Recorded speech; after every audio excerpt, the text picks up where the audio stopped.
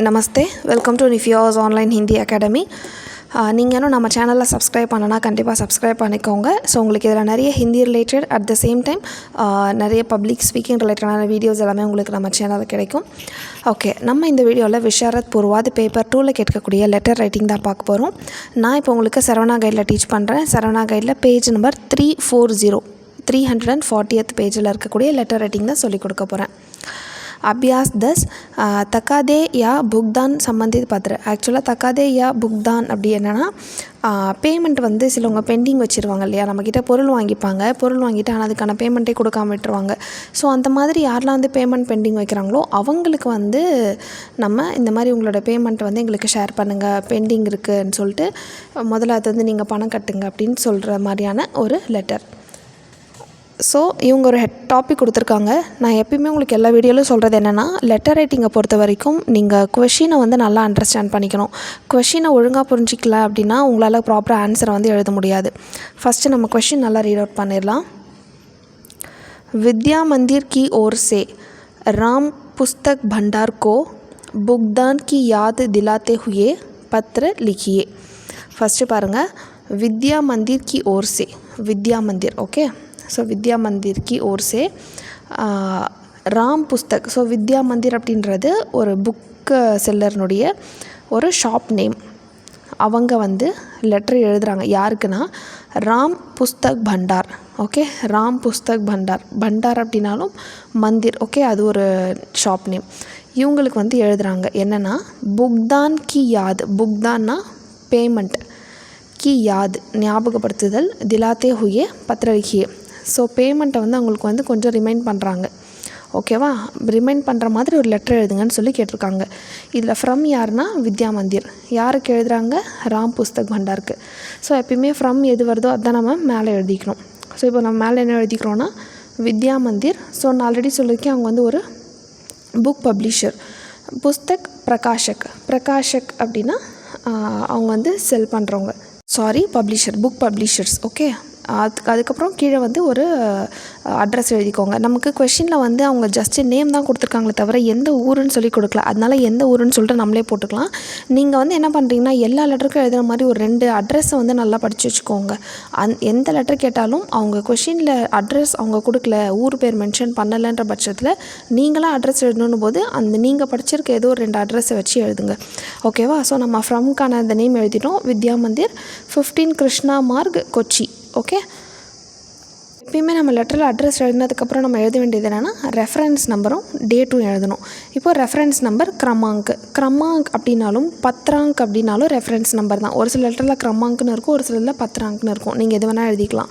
Okay, இப்போது reference number வந்து ஒன்று எழுதிக்கோங்க. அதுக்கு ஸ்ட்ரைட்டாக தினாங்க் அப்படின்னா டேட், ஒரு டேட் மென்ஷன் பண்ணிக்கோங்க.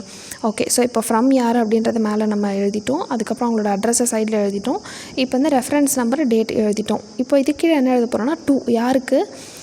ராம் புஸ்தக் பண்டாருக்கு எழுத போகிறோம். இப்போது சர்வஸ்ரீ ராம் புஸ்தக் பண்டார். இந்த சர்வஸ்ரீ அப்படின்னா மோஸ்ட் ரெஸ்பெக்டட் அப்படின்றது. ஓகேங்களா. ஸோ சர்வஸ்ரீ ராம் புஸ்தக் மந்திர் இல்லை ராம் புஸ்தக் பண்டார்னு கூட எழுதலாம். எழுதிட்டு கீழே வந்து ஒரு அட்ரஸ் கோட் பண்ணிக்கோங்க. இங்கே வந்து 10 ரங்கநாதன் கலி, டி நகர், சென்னை பின்கோடு கொடுத்துருக்கோம் நம்ம. நீங்கள் இந்த அட்ரஸ் எழுதினாலும் ஓகே, இல்லை வேறு ஏதாவது அட்ரஸ் எழுதினாலும் ஓகே.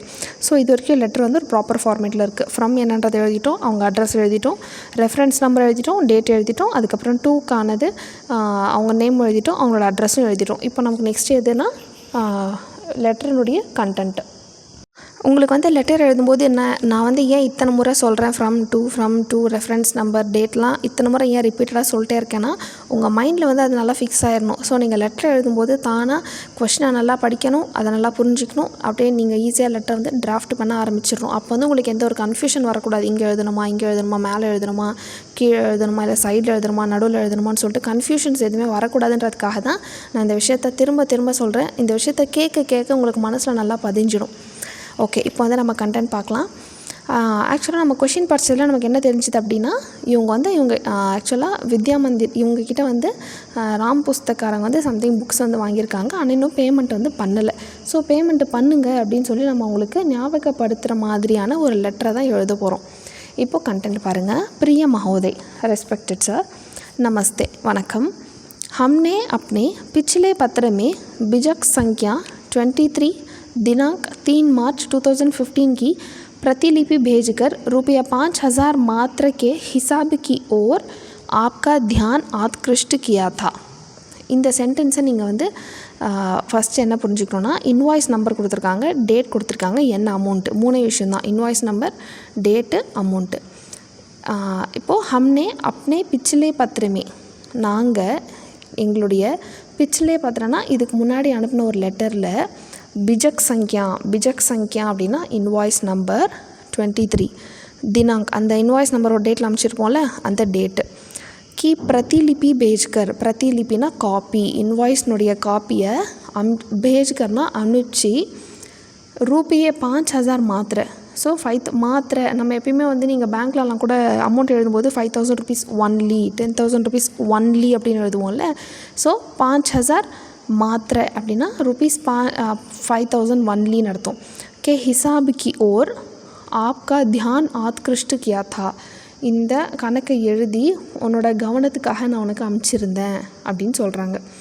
அப் தக் இது வரைக்கும், ஆப்கே துவாரா உக்கத் ரகம் கா புக்தான் நஹி ஹுவா ஹே, ஆனால் இது வரைக்கும் நான் சொல்லப்பட்ட அந்த குறிப்பிட்ட அமௌண்ட்டு நீங்கள் இன்னும் பேமெண்ட் எனக்கு பண்ணலை அப்படின்னு சொல்கிறாரு.